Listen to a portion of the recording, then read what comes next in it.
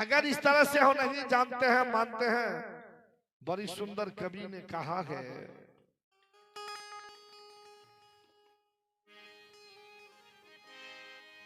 Hello हो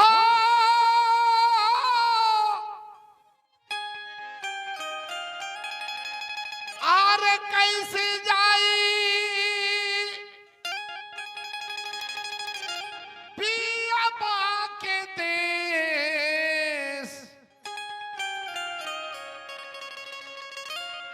कैसे जाई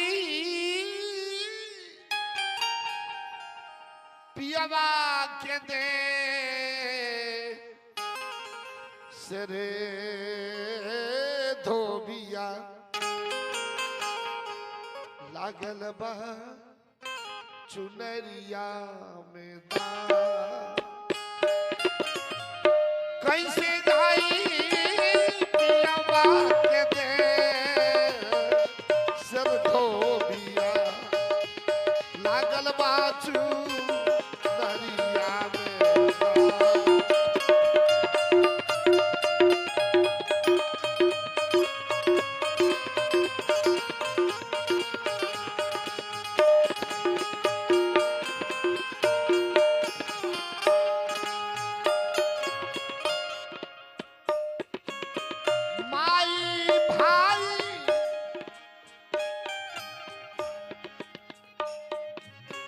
बाप माई भाई भौजाई सबसे रखनो छुपाई जी, सबसे रखनो छुपाई।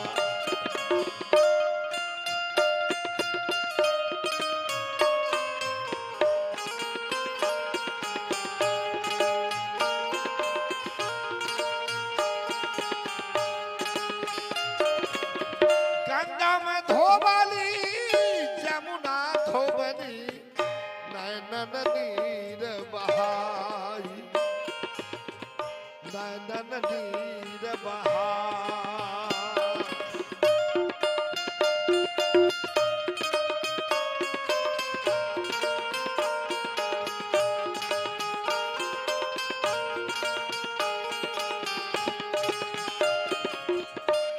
हो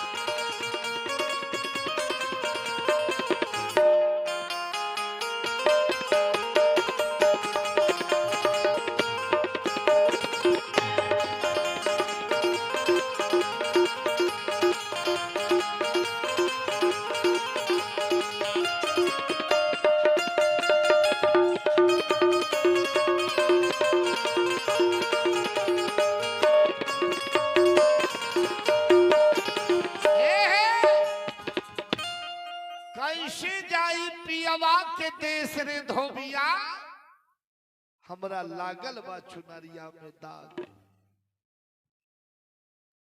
बाप माई भाई भौजाई सबसे रखलो छुपाई, गंगा धोबली यमुना धोबली नैनन नीर बहाई, तबहू चुनर के दाग न छूटल त धैली पगलिनिया के भेष रे धोबिया कैसे जाय पियवा के देश।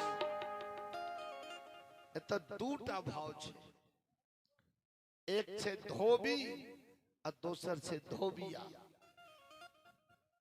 दोनों एके छे के अंदर अंतर छे, अंतर छे। एगो धोबी छे, एकटा कहै छे धोबिया। धोबिया जल बीच मरत पियासा। धोबिया के धोबिया छिए गुरुआ आ धोबी छिए गुरु। गुरु धोबी शीश का पैरा साबुन श्री जनहार असुरत शिला पर धोई के दिकस है ज्योति अपार। गुरु छथिन धोबी आ धोबिया छे गुरुआ, जे जाल में फंसा के जीव के भ्रम में डाल के आ हिनका जे छे से नरक कुंड में फेंक।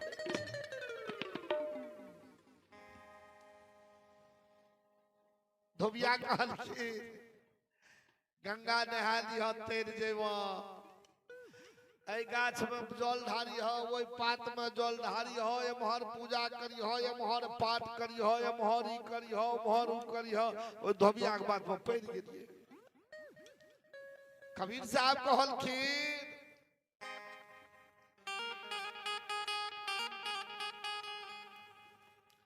गंगा नहाए जो नर तरबा, गंगा नहाए जो नर तरबा,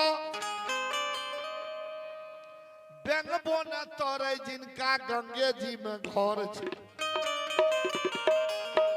गंगा नहैला से जो मुक्ति भ जेती है तो बेंग रहे छे रात दिन गंगे जी, उद्धार भ जेती है बेंग के। साहब कहलखिन ओइसे नहीं तरबो भाई, नहीं तरबो, मुक्ति नहीं है। कहलखिन तब केना हेते?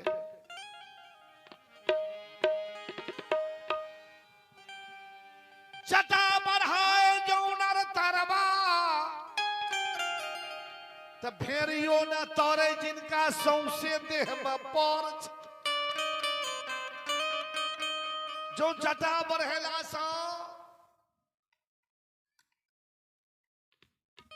मुक्ति भ जेते त भेड़ी के हाथ के रहे छे रुइया पर, जे काट के भेड़ियर कम्बल बनावे छे, देखे छे बेचे छे को। साहब कबीर कहल कि वह तैर जेती है, उनको नहीं भेल। कहलखिन तब कथी सा?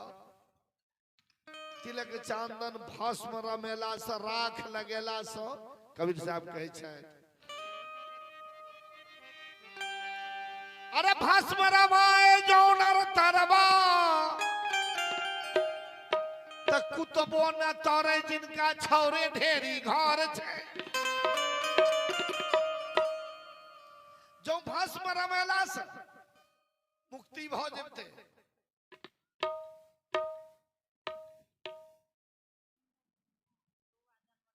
अच्छा अच्छा, आखिर और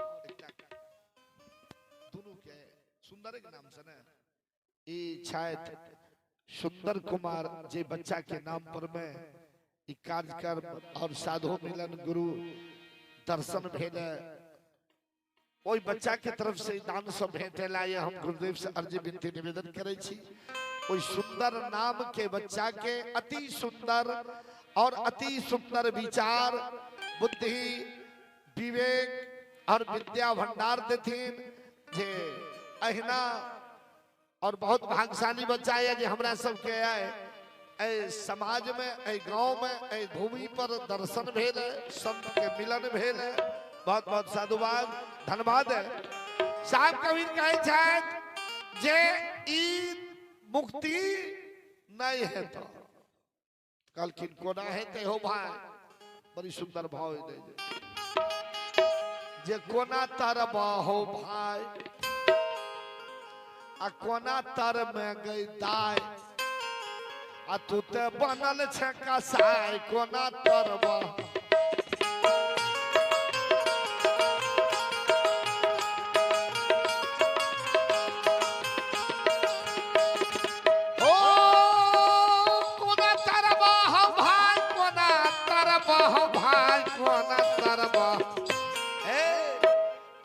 बनल छक्का साई कोना तरबा तू बनल छक्का साई कोना तरबा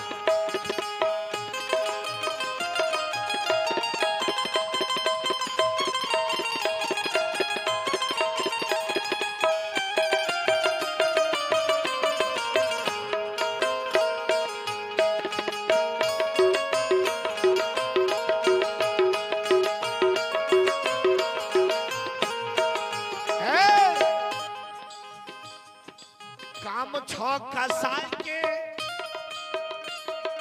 काटई छपकरी काम छक्का साई के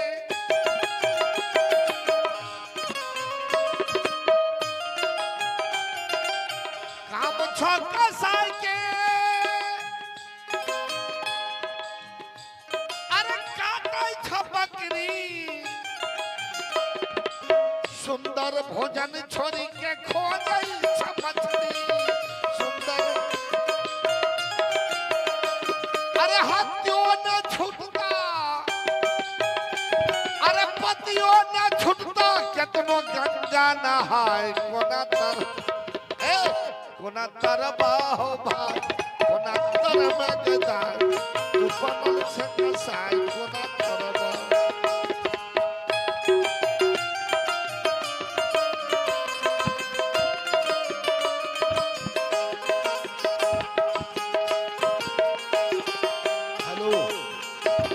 sound master hello sound master अहाँ के स्टैंड गिरे ये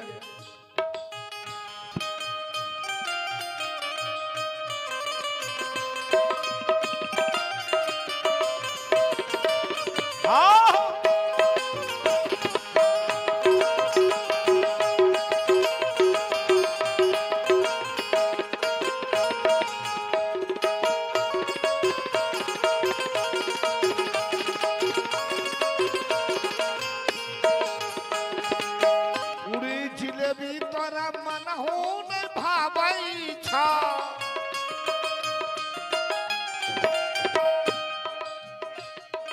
हो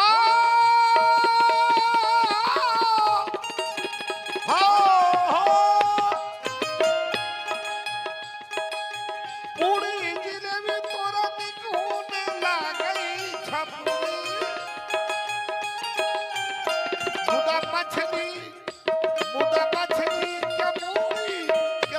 तोरी खाए कोना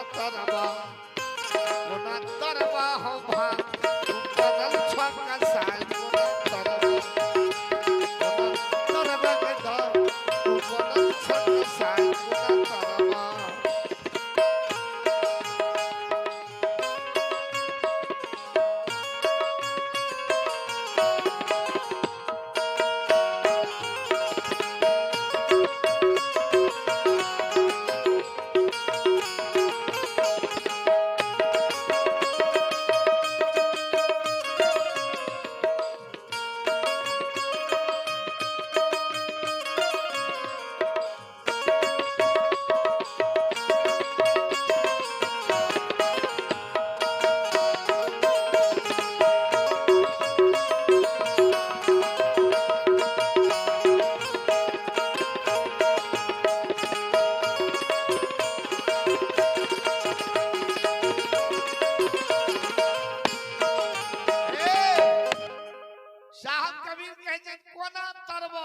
तोहर त आचरणे बढ़िया नहीं। एगो कहू तुलसी बाबा